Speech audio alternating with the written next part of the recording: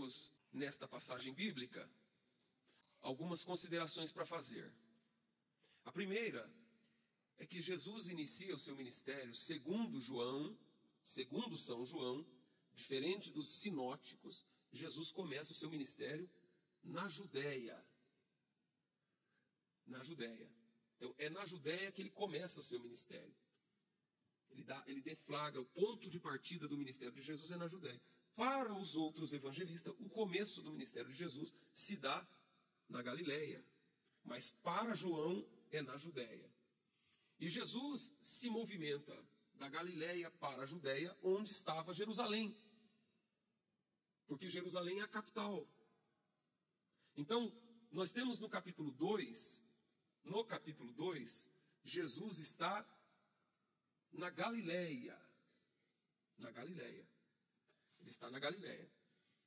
E ele é convidado para um casamento. E no casamento, ele realiza o primeiro milagre. O primeiro sinal miraculoso. O primeiro milagre é marcado em Caná da Galileia. Em Caná da Galileia. De Caná da Galileia, ele vai a Jerusalém. E em Jerusalém, ele vai participar de uma festa, que é a festa judaica, que os judeus comemoravam anualmente. E nós já ouvimos inúmeras mensagens, inúmeras vezes, repetidas vezes, os pregadores trazendo a mensagem em cima do primeiro milagre que Jesus realizou. Porque o primeiro é sempre o primeiro. O primeiro milagre, ele é o que mais chama a atenção. Até nos esportes. Se nós perguntarmos quem foi o primeiro colocado, é mais fácil de nós lembrarmos. E o segundo fica imediatamente esquecido, alijado. Sempre tem nos campeonatos primeiro, segundo e terceiro. Sempre tem nas competições olímpicas primeiro, segundo e terceiro. Medalha de ouro, medalha de bronze, medalha de prata e medalha de bronze. E sempre nas competições, quem fica em primeiro fica lembrado. Então, se perguntar para a pessoa qual foi o primeiro milagre, eu tenho certeza que mais de 90% vai falar sem pestanejar, de cor e salteado. É o milagre de Caná da Galileia, em que Jesus transformou a água em vinho e salvou o casamento da tragédia. Então esse é o milagre que é o carro-chefe, é o que abre, é o que descortina o caminho de um ministério marcado por milagres de Jesus. Mas a Bíblia, no Evangelho de São João, diz que Jesus, de Caná da Galileia, ele segue o seu caminho para Jerusalém, participa da festa, e o capítulo 4, no versículo onde nós lemos, diz que ele volta para a Galileia. E na Galileia ele volta para Caná. E em Caná, a Bíblia diz assim, ó, versículo 46. Você está com a tua Bíblia aberta do jeito que eu pedi? 46. E no 46, ele diz assim, segunda vez.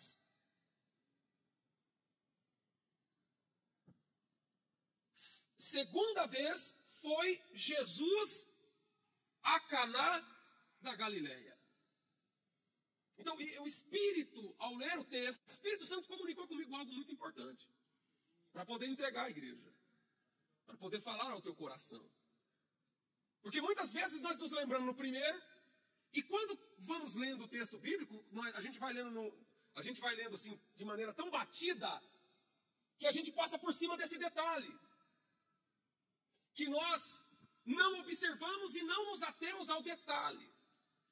E um detalhe importantíssimo. Jesus opera o primeiro milagre em Caná da Galileia. Termina o casamento, acaba a festa. Ele vai para Jerusalém, participar da festa, segundo a lei de Deus, vai comemorar a festa judaica em Jerusalém. Tempos depois ele volta. E a Bíblia faz questão de destacar. João, o evangelista, faz questão de pontificar, de contabilizar Esse é o detalhe. Ele faz questão de contabilizar. Nós não temos um hino que diz: conta quantas bênçãos são, e tu verás surpreso. Louvado seja Deus. O quanto Deus já fez. É nesse detalhe do 46 que diz: segunda vez foi Jesus para Caná da Galileia. Quando ele enuncia segunda vez, eu aprendo que o milagre, que é chamado de primeiro, foi o primeiro. Mas Deus, através da inspiração joanina, nos deixa especificado, categorizado, epigrafado, que teve o primeiro, mas não ficou no primeiro. Porque se tivesse ficado só no primeiro, nós aqui, dos tempos pós-modernos, com tantos séculos transcorridos, poderíamos dizer que isso parou ali, que isso é apenas uma história que foi contada e que nada tem a ver conosco. Mas o autor de João, o autor joanino, João, ele diz: segunda vez foi Jesus para Caná da Galileia, no mesmo lugar que ele operou o primeiro. Ele voltou lá para fazer o quê? Para fazer o segundo.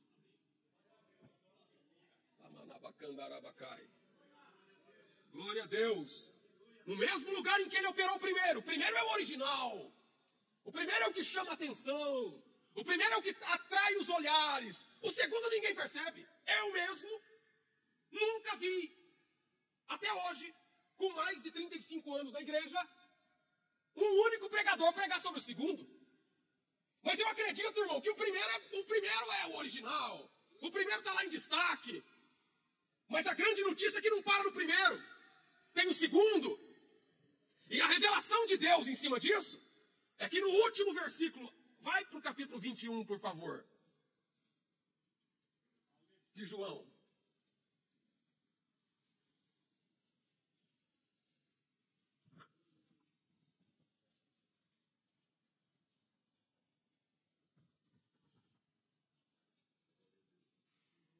Glória ao nome de Jesus. O último versículo do Evangelho de São João. Há, porém, ainda muitas outras coisas que Jesus fez. E se cada uma das quais fosse escrita, cuido que nem ainda o mundo todo poderia conter os livros que se escrevessem. Amém. Teve o primeiro, mas ficou no primeiro não. Ele voltou para o mesmo lugar. Ele voltou, foi para Jerusalém. De Jerusalém ele voltou para Galileia. De Galileia ele voltou para Caná, onde ele realizou o primeiro. E ele veio com o intuito de realizar o segundo. Louvado seja Deus, para dizer para nós aqui que teve o primeiro e não parou no primeiro. Louvado seja Deus, ele voltou no mesmo lugar para fazer o segundo. Para fazer de novo, a segunda vez. Louvado seja Deus. E sabe de uma coisa? Glória ao nome de Jesus. Quando chega no final do livro, no último versículo, João chega a perder a conta de quantas vezes ele operou. E eu estou dizendo uma coisa para você: se ele operou a primeira, operou a segunda, sabe lá quantas vezes depois ele operou de novo? Ele está aqui nessa noite para operar na minha e também na tua vida, para a glória do nome de Jesus.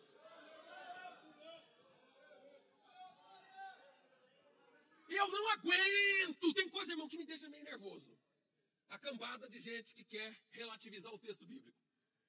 Dizendo, isso aqui é uma hipérbole. Isso aqui é um exagero poético, literário.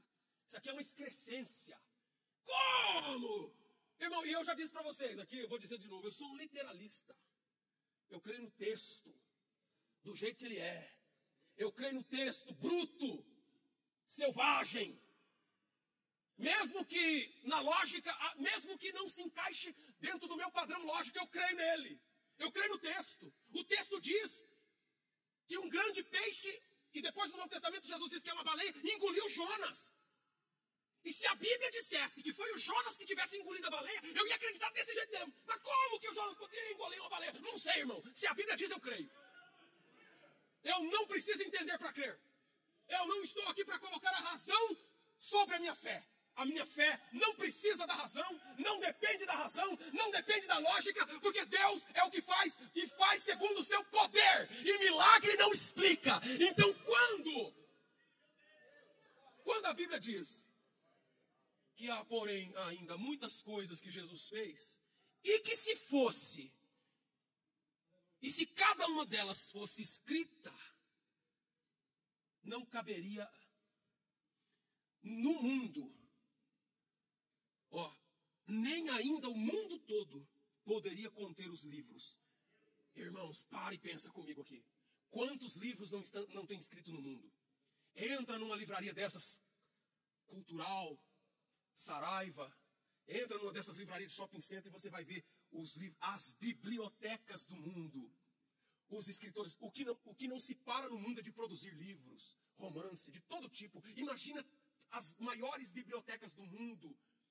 Imagina as maiores livrarias do mundo todo que já se escreveu. E a Bíblia diz, nem ainda o mundo todo poderia conter os livros. Isso aqui para mim não é exagero, não. Isso aqui para mim não é excrescência, não. Se fosse escrever em livro tudo que Jesus fez, só aqui, entre os irmãos que está, eu já acho que não caberia no livro tudo. Porque se tem uma coisa que Jesus não para, é de fazer a obra. E é uma atrás da outra. É a toque de caixa. Aleluia, é uma linha de produção que não para. Ele não para de trabalhar um segundo sequer. Ele trabalha de dia, ele trabalha à noite, ele trabalha no rico, ele trabalha no pobre, ele trabalha na favela, ele trabalha na classe alta, ele trabalha em tudo quanto é lugar, em todo tempo, segundo a sua misericórdia. E o milagre não para, é um rio. Aleluia, caudaloso, que não para jamais, por causa da graça de Deus. Por isso que eu não sirvo Deus morto, eu sirvo um Deus vivo. Ele volta para Caná, para o mesmíssimo lugar. Louvado seja Deus. Quem que disse que chegou ali e parou? Que foi só para começar? Não, não tem negócio de começar não, é para continuar. Quem crê aqui que o milagre continua? Que não parou?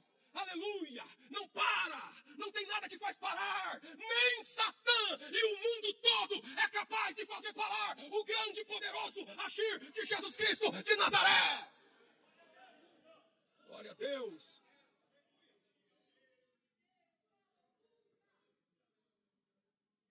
Quando me converti, era infante na fé, a gente cantava um corinho. Irmão, eu sou da época do corinho. Corim de fogo, cantava aqueles corim e o fogo pegava na igreja.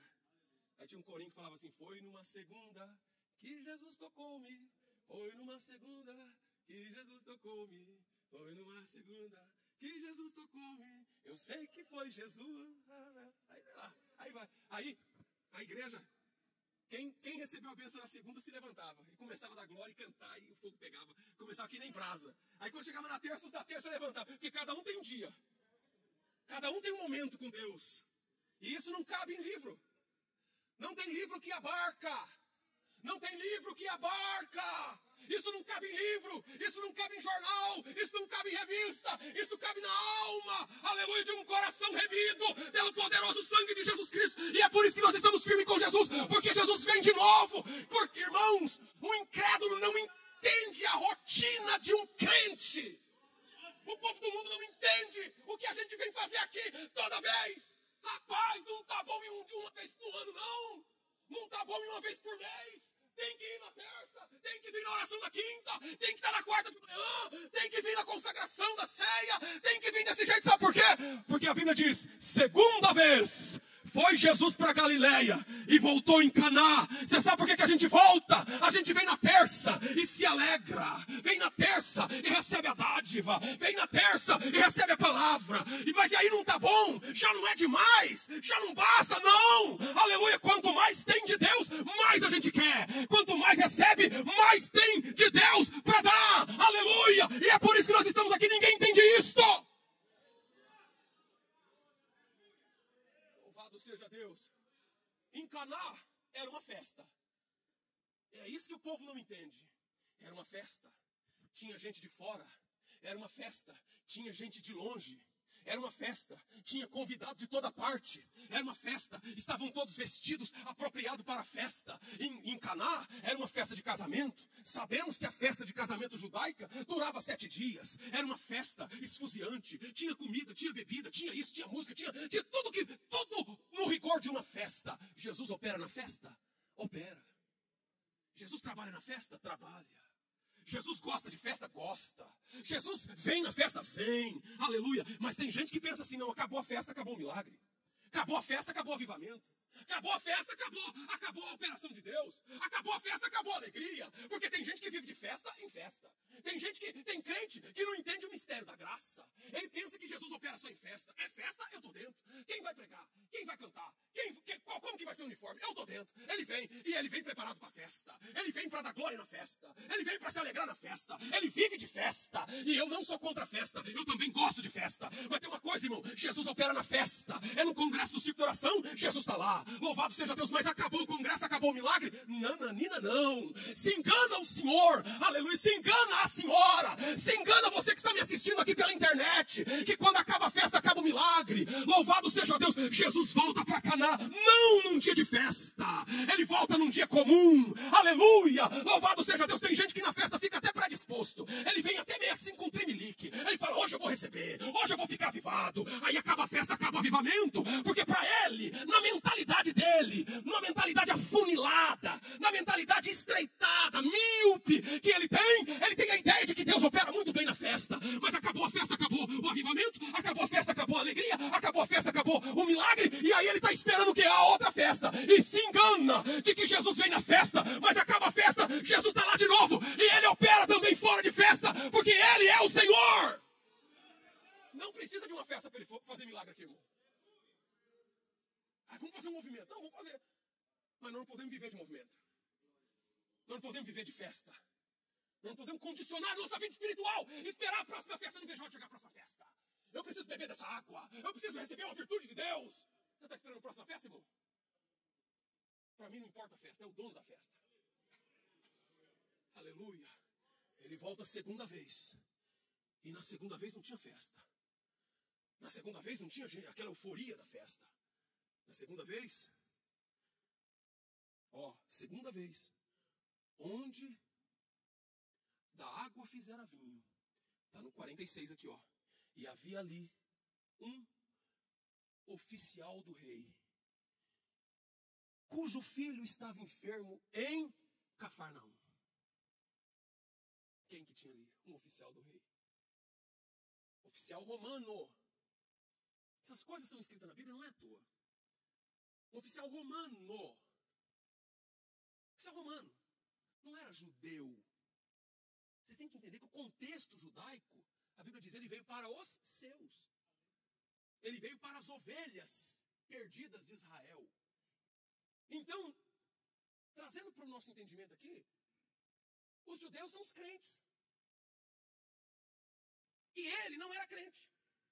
Tinha um oficial romano que não era crente. Era um oficial romano, oficial do rei. E ele estava lá. Só estava ele. Irmão, Deus opera na vida de quem está presente. Deus opera na vida de quem veio. Não importa se é crente ou se não é. Tem muita gente que nem crente está mais abençoado que crente. Irmão, Deus abençoa para quem dá lugar. Pode ter 300 anos de igreja. Eu estou aqui da igreja desde que nasci. Isso para mim não significa muita coisa, não. É uma grande coisa, mas não é tudo. Isso é importante, mas não é essencial. Tem gente que tem 3 meses de crente e já está mais abençoado que quem está 10 anos. Porque Deus abençoa quem? Quem está presente. A Bíblia diz que ele voltou. Tinha aquele ambiente festivo da primeira vez? Não. Tinha um oficial que estava com o filho doente.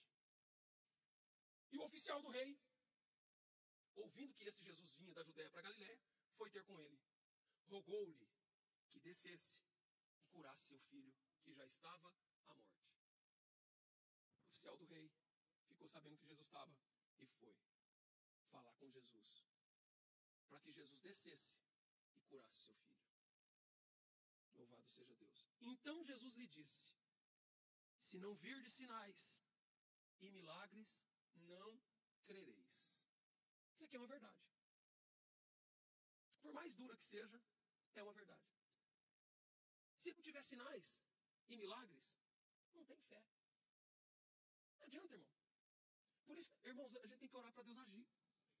Eu tenho orado para Deus agir no sobrenatural. Eu tenho orado para Deus agir de maneira sobrenatural na igreja. Porque ou nós servimos um Deus vivo e verdadeiro, ou a gente transforma a igreja num clube social. Ou isso aqui vira uma associação. Ou isso aqui vira um clube de amigos, de amenidades.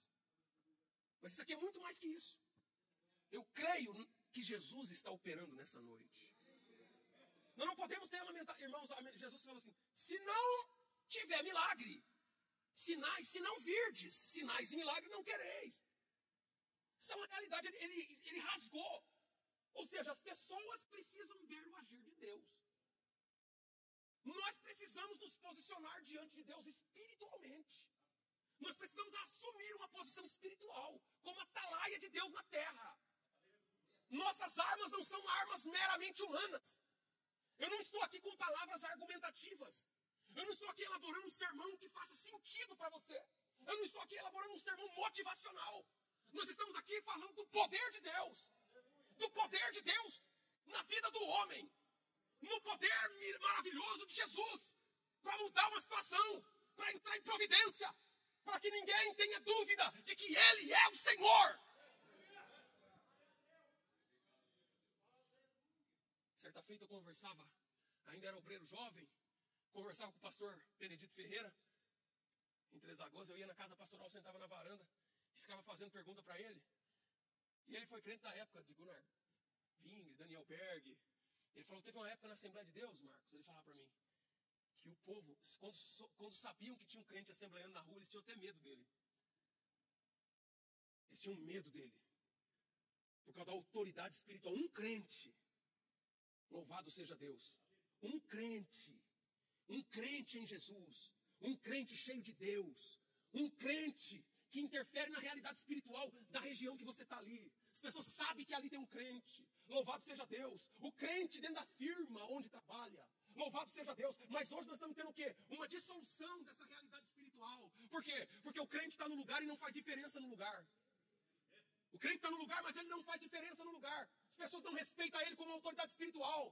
Por quê? Porque ele entra na onda das piadas. Ele entra na onda do mundanismo. Ele entra na onda. Ele fica igual, ele não salga. Ele não salga mais, ele não ilumina espiritualmente aquele lugar. Então nós estamos tendo uma era de enfraquecimento. E Jesus falou, se não virdes sinais e milagre, não creem. Aí nós temos o quê? A geração de crentes que não tem raiz.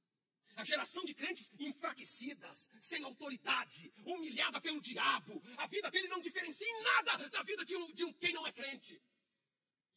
Não faz diferença. Louvado seja Deus. A Bíblia diz, vós sois a luz do mundo e o sal da terra. E a luz foi feita para alumiar.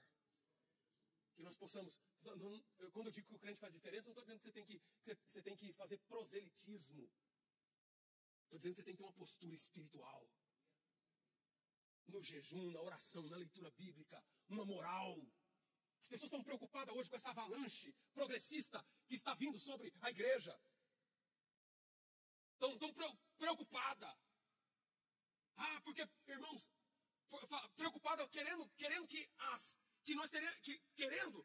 a gente tenha os representantes legislativos nas casas de leis, para que eles resolvam a questão por meio das leis constitucionais. E eu vou pôr aqui o dedo na ferida, irmão. Teve uma época que o cigarro era proibido, que a bebida era proibida. A bebida alcoólica, o uísque, isso tudo escorria no mercado negro. Aí, as leis dos países do mundo inteiro passou a liberar. Nos Estados Unidos a gente não vai falar que a bebida é proibida. E para nós pode desliberar, que a gente continua não bebendo. Você liberou a bebida. Agora a bebida alcoólica não é mais proibido por lei. Não é mais crime a comercialização dessas drogas que a gente chama de drogas lícitas. Mudou alguma coisa para nós? A gente já não bebia mesmo. Agora, se tem alguns desviados por aí que porque a lei do país permite, ele vai fazer, aí é outra conversa. Agora, a lei constitucional não interfere em nada para nós. A partir de amanhã, meu Deus do céu, a partir de amanhã, aprovaram o aborto. E daí? A nossa lei continua aqui, irmão. Essa aqui é a lei. Está aqui a lei. Se eles não observarem conforme essa palavra, nunca verão a alva, conforme o capítulo 8 do livro de Isaías. Nunca verão a alva. A lei está aqui. A nossa lei é essa daqui. Nós não seguimos, nós seguimos a Constituição, é a Carta Magna que rege a lei civil do país. Mas a lei que nos guia moral e espiritualmente, ela está aqui na nossa mão. Pode mudar o que quiserem mudar. Pode fazer o que quiserem. Nós continuamos aqui agarrados no livro santo, no estatuto celestial, na doutrina da palavra. É isso aqui que nos sustenta. É essa lâmpada aqui, é essa luz aqui, esse é o candeeiro da nossa alma, da nossa vida. Irmãos, o mundo vai de mal a pior. A Bíblia diz que o mundo jaz no maligno. E eu não espero que o mundo melhore para que eu seja melhor. E eu não espero também mudar o mundo. Eu não vim aqui para mudar o mundo. Eu não vim aqui para transformar o mundo. Eu não vim aqui para fazer o mundo melhor. Coisa nenhuma. Eu vim aqui, sabe uma coisa? Servir a Deus nesse mundo podre e cruel, aleluia, aguardando como peregrino nessa terra estranha, nesse chão, aleluia, que nos consome e pedindo graça a Jesus, me ajuda a carregar a cada dia a minha cruz, para que no final ela seja trocada por uma coroa de glória, no nome de Jesus.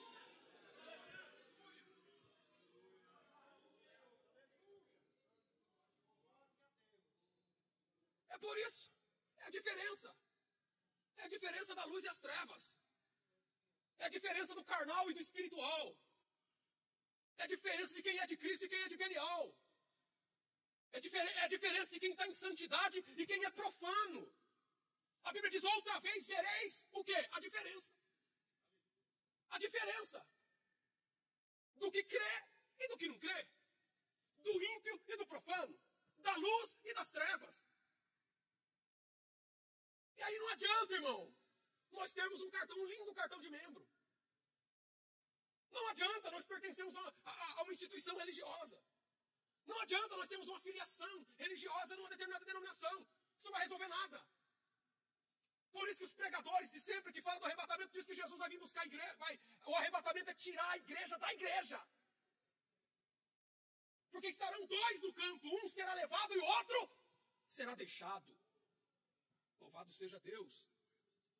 Os irmãos estão crendo nisso, amém? Se vocês não vi, ó, está dizendo aqui, ó, Jesus disse: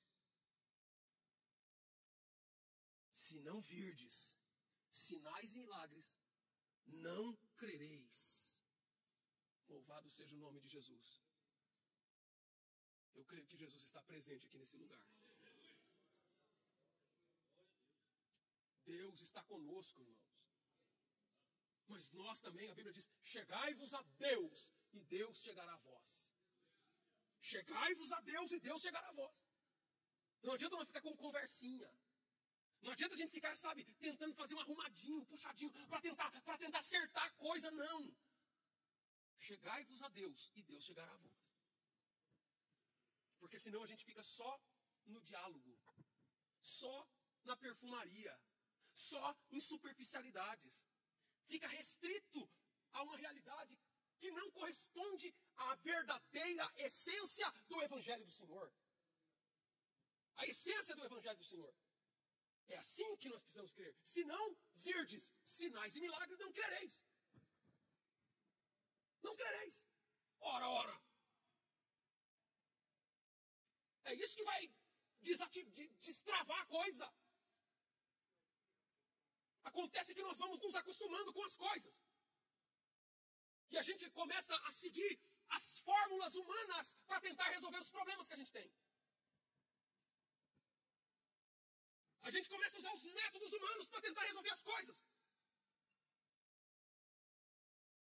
E Deus está dizendo, se não virdes sinais e milagres. Paulo diz, a minha palavra, a minha pregação, não constituiu-se de palavras persuasivas, de sabedoria, mas uma demonstração de espírito e poder. Aleluia, glória a Deus. Que Jesus continue dando vitória. Por que Jesus foi para Caná? Para fazer de novo o que ele fez da primeira vez. E esse rio não secou, não. Não, Senhor. Esse rio de milagre não secou. Não secou coisa nenhuma. Está viva, essa chama está viva. E por que eu não vivo a realidade do Espírito? Porque nós precisamos nos posicionar. Jesus, quando o oficial chegou, meu filho está doente. Jesus sabia que para que houvesse um mover de fé, era necessário deflagrar milagre e operação.